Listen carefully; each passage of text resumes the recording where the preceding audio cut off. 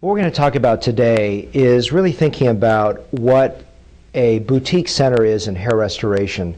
And that's the way I look at myself and look at what we do here as an outfit. It's a term that obviously has some vague meaning to it, but I want to sort of bring some clarity to it so you understand this. I think there are really three types of hair transplant outfits. There's the chain, which I would like to call McDonald's, where basically what's happening is they're doing 20 cases a week, and you say, well, that's great, they have a lot of experience, but understand one thing. There's an incredible burnout when you do that, both to the surgeon as well as the staff. And also, a lot of times the staff that's working with them is outsourced. They come in, they do the job, they leave, or they got rotating staff. The staff, there's no quality control when you have that number of cases. And there's no way you can do it. There's no way that you can maintain a strict level of quality when you do 10, 20 cases a week. My opinion, what I would like you to think of us is we do 2 to 3 cases a week. It's extremely customized. It's extremely dedicated to your care. So we only do 1 case a day. That's very, very different from someone that says, you know what, by the time 2 o'clock comes around, if we're done with you, we're done with you. We can throw the grafts away. We don't care about it. We finish when the job is done. And if the job is not done right, we will finish it when the job is done right. I've been here on a couple nights where we've been here till 8:30 p.m., which is pretty rare. But oftentimes we're out by 5 or 6 p.m. And the reason it's such a long time is sometimes at about 4 p.m. Amina will come to me and says, you know what, Dr. Lamb, we need to do some recutting and some grafts. You got to make this perfect. So we'll go and readjust that. So this really is a customized care for you. That's why I like the term boutique, because we really, really are dedicated to take care of you. I don't outsource my staff. I don't fly people to come in. My staff doesn't leave. They're with me full time. And because I have the volume to sustain that, I have staff with me all the time cutting. My staff is always vested in the interest of your results. They not only care about your results when they're doing your procedure, they care about your results afterwards. And what's so important is Amina and I will also bring our cutters in. We only have 2 cutters, and those cutters are with us full time, all the time for every case, so you get consistency with the results. They come in and they look at the results with us at the aftercare. They look at the incision lines.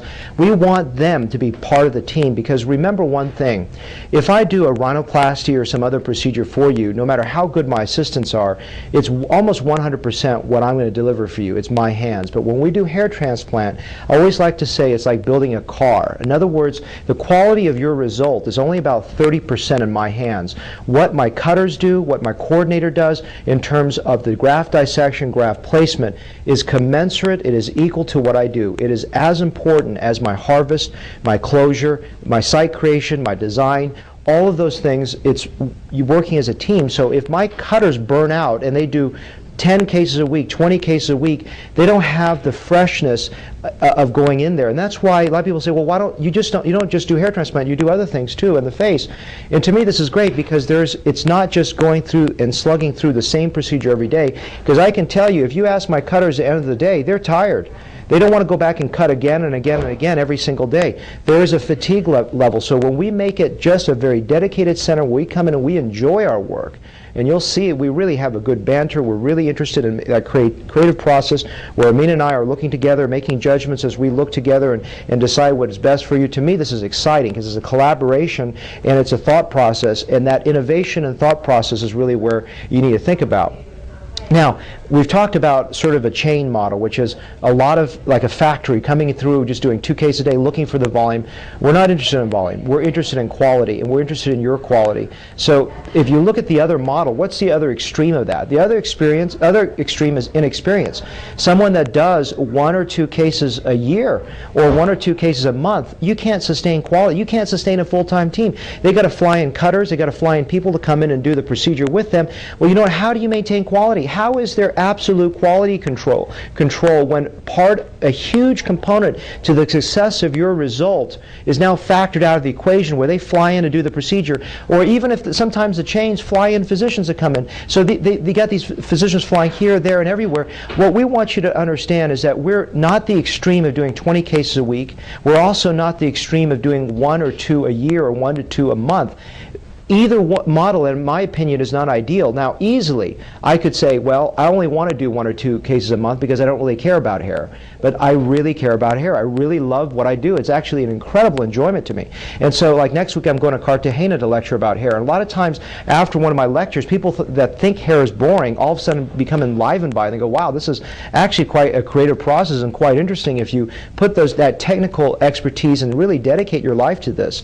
And then you also look at this whole thing and say, you know, the other side of the spectrum is just the number of cases. Do you need to do 20 cases a week to do a good job? And in my opinion, as you start increasing that factory mentality, you start decreasing the quality of your output.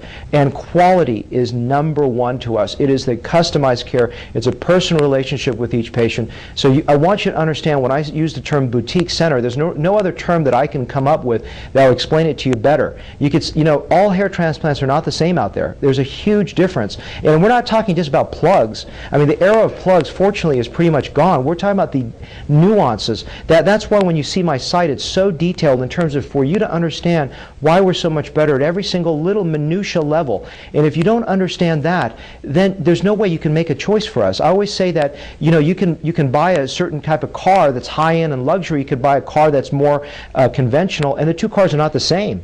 They're completely different.